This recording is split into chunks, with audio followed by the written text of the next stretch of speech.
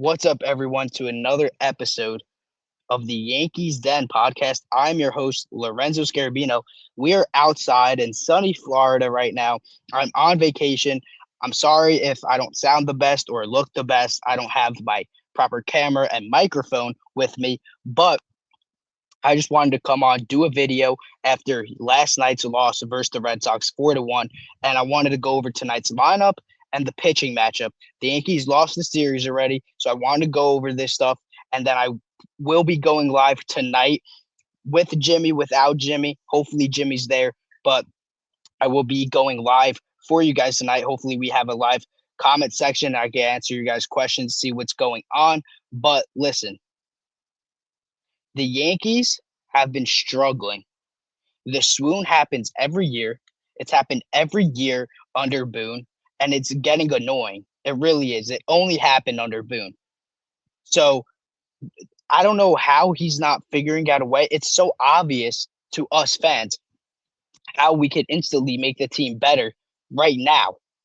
We know that Judge, Grisham, Stanton, Fried, we have all these injuries, but there are slight things the Yankees could do right now with those injuries to make the team better. They can move Cabby to shortstop, and we'll get to that. He's playing there tonight. Spencer Jones in center field. Stop taking him out and platooning him. Put your best defense out there. When McMahon comes back, he's your starting third baseman every night. Keep a consistent lineup. Find your leadoff hitter. Stop switching everything around. And our pitchers ultimately have to step up. Now, that isn't Boone's fault. Boone could only do so much.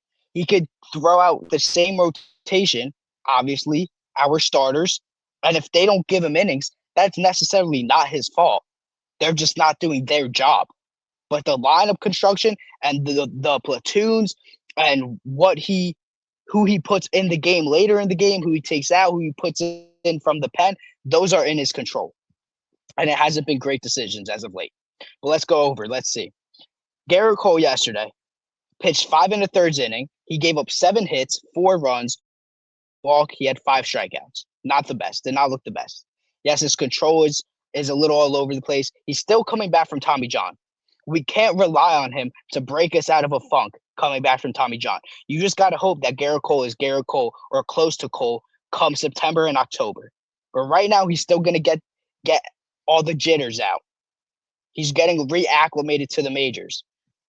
But Hedrick, Doval, Blackburn yesterday coming out of the pen didn't give up any runs. They lost 4-1.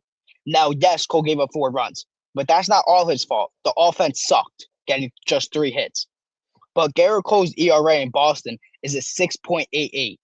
He is just flat out terrible in Boston against the Red Sox. No matter how good, no matter how bad they are, he's just terrible against them. And this offense for the Red Sox sucks. And we just lost a series to them. We might even get swept. If we get swept, we have huge problems. And we do have huge problems with our injuries and injured guys out. But this is a really bad look for the New York Yankees. And now they're out of first place because the Rays won yesterday and they won today. They just won. So now they're going to be ahead of you. No matter even if you win and you guys are tied, percentage-wise, the Rays are ahead of you. That series when we play them coming up is going to be huge. We have to win the series because we have to win the season series.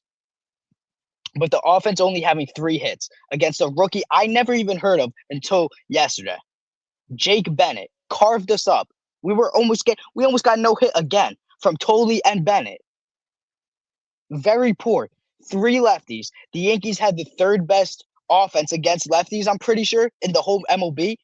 And they just sucked against 3 straight lefties with their platoons and not. Very poor by them. The offense is slumping, as I said. The starters aren't giving them a good chance to win. Even Will Warren's sucking. It's not what you want when these guys injured and Max Fried not back yet. You need Max Fried back. You need Clark Schmidt to get healthy and come back. It's crazy that we have to call on an injured guy that he needs to come back soon because of how deflated and depleted this rotation is and has been as of late. You could argue we shouldn't have even lost that Cam Schlittler start. 6 unearned. All 6 runs. But the offense hasn't done its job, and they haven't stepped up. They've hit their funk. This is what the Yankees do. They get extremely hot. You think they're insane. Then they go extremely cold, and you hate them. But I hate the fans that say the Yankees are World Series caliber. They're going to win the World Series. They look amazing. The vibes are different. And then they switch up as soon as they go cold. I'm not going to do that. I still think this team is very talented. They just need to get healthy and make the right moves at the deadline. Now, Aaron Boone said he thinks that Austin Wells is actually taking a step in the right direction. What the heck kind of game is he watching? Austin Wells is terrible. He's been terrible since the end of 2024.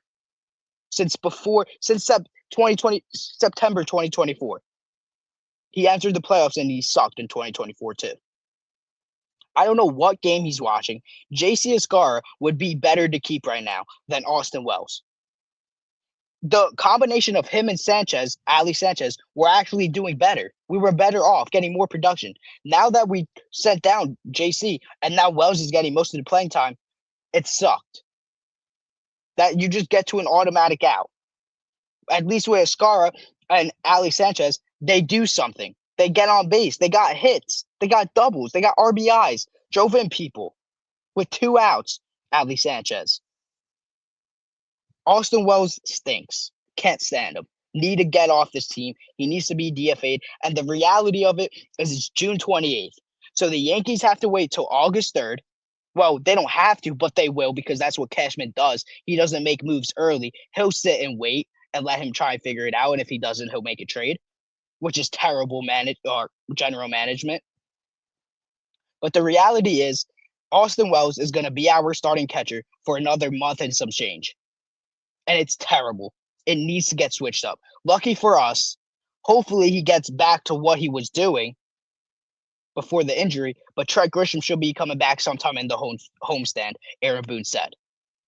But just very bad look. Hopefully he could get the Yankees reacclimated, maybe a spark in that lineup. Now, the Yankees are 1-11 in June at Boston, dating back to 2024. The only game that we won was the first game returning to Boston for Alex Verdugo, and he hit a home run in that game. That's the only game we won in Boston. And we're 0-10 since that point. Just very, very bad. We're struggling beating overall AL East opponents, no matter how good or bad they are. Injured Blue Jays team, a terrible, sucky Red Sox team, a bad Orioles team. We're getting beat. We always do. Every year, no matter what, we can't beat the AL East. And that's something we have to get over. I saw a stat that we're like 89-93 against AL East opponents. I don't know when it's dating back to, but that's mind-boggling. You can't win a division and expect to do that against your division. Your divisional opponents, your rivals, in a sense, you cannot do that, especially when they're bad like the Red Sox. You have to take advantage of them.